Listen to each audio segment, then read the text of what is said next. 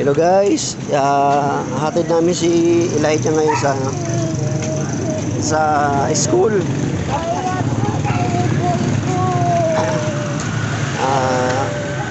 Medyo mambon kaya mamadali na kami. Kasama ko pa yung anak ko si Aliyah. Ito yan, si Elijah. Say hello, baby. Say hello. Wala sa mood.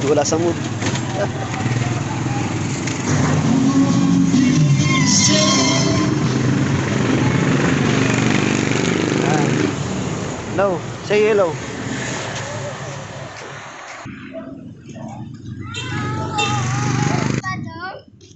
Elijah.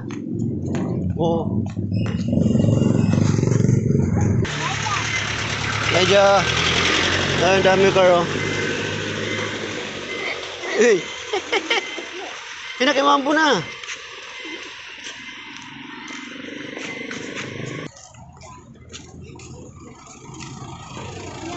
Oh, wala na, doon na. Doon na sila sa loob. Doon na sa loob.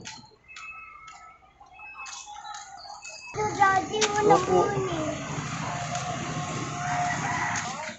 Babay na, anak. Babay na. Babay, kiss ka, papa. Hug, papa. I love you, Lolly. Bag niya. Bisa mo, Leah. Bye, Daddy. Bye-bye.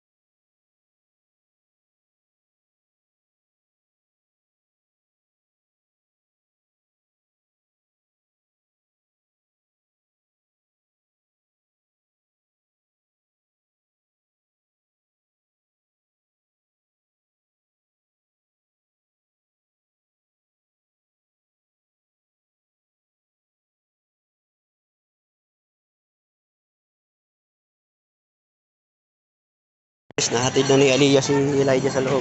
Uwi na tayo. At medyo lumalakas na yung ulan. Diyan ka mag-aaral na. Pag ano, lapit lang sa bahay, di ba? Katabi siya ng elementary yung senior high.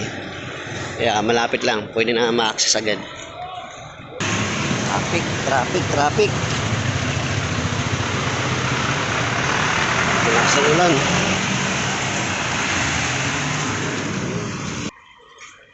Nakarating na rin tayo sa lapit sa bahay namin.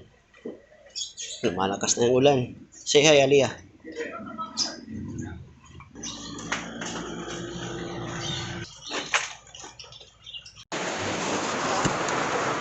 Hello guys.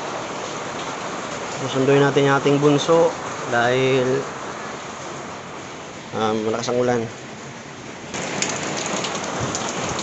Dala na ako ng malaking payong, oh. Kita nyo? Dahil pag hindi malaking payong, sigurado mababasa ako. Wala pa namang kapote yung anak ko.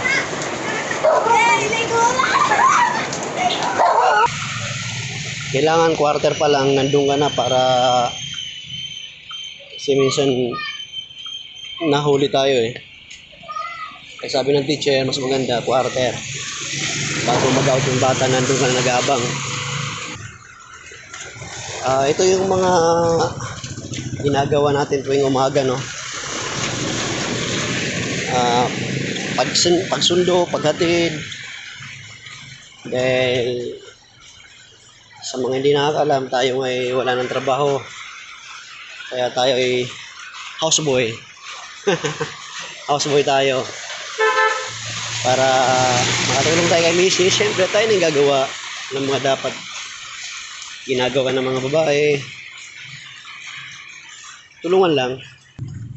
Biglang bumuhos yung ulan. Hindi ko alam kung may bagyo ba na paparating o dumating na. Wala, basta bigla na lang bumuhos eh. Hindi na tayo ngayon mag-aabang sa gate. Diretso na tayo dun sa may room niya. Para pick upin na lang yung bata kasi siyempre hindi na hahatid ng teacher yun. Mababasa sila lahat. Kung diretso pa sila sa gate. Yung school pala nila Elijah. School ko din yan dati nung elementary ako. Kaya lang, hindi ako graduate dyan. Dahil overage na ako nag-elementary.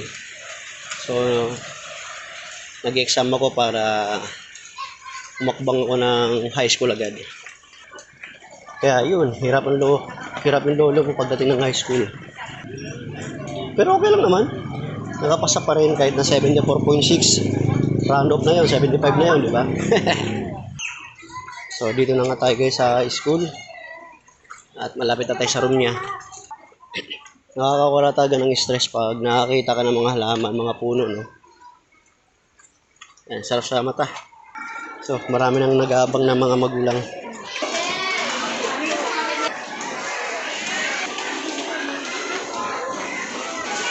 Muntik pa ako madulas. Malapit na silang mag-out guys. Concern lang sana sa guys, no? Sa DepEd, no?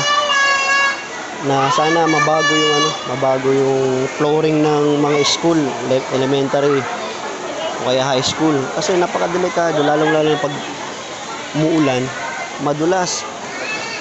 Napaka-imposibleng walang mga magulang or estudyante na nadudulas sa sahig na ganyang klase. Madulas yan eh. Kahit ako, anak ko, ilang beses na nadulas sa ganyan. Dahil kahit anong ingat mo, pag madulas ang sahig, pag ganyan ang flooring makintab, makinis, talagang delikado lalong-lalo na pag umulan. Sana magawa ng paraan ng DepEd, no? Na para hindi ganyan yung flooring ng hindi ganyan yung flooring ng school. Sa labas lang, pero pagdating sa loob ng school, ay sa loob ng room, okay lang. Pero pag sa labas, lalong-lalo pag umulan, delikado. Imposibleng wala na baldog yan eh. Ako nga nadulas eh. Mga estudyante pa kayo maliliit. Yung daan, mga corridor, dapat lalong-lalo na pag malapit dun sa may labasan, dapat dapat rough road para hindi madulas yung mga tao, lalong-lalo yung mga estudyante madulas. Napakadulo yun, no? Muntik na sir, muntik na madulas, oh. Yan ang sinasabi ko, dapat magawa ng paraan ng DepEd na mabago yung mga koridor, mga daanan ng mga bata. Dahil madulas talaga, napakadelikado. Hintayin ba natin ng madulas bago gawa ng action, diba? Sandito na po yung anak ko. Dandahan na ka na, basa. Dandahan lang. Ito na, uwi na po kami. Mas papa. Ay, Diyos. Na po, Elijah. Say hi, Elijah. Hey, Elijah. Hi. Oh, did the wind is so not like that? Andito na. Ano star ako? Oh, may star daw siya. May star. May star daw siya. Anito ako? Dalawang star daw. Say hi. Hi. Mama,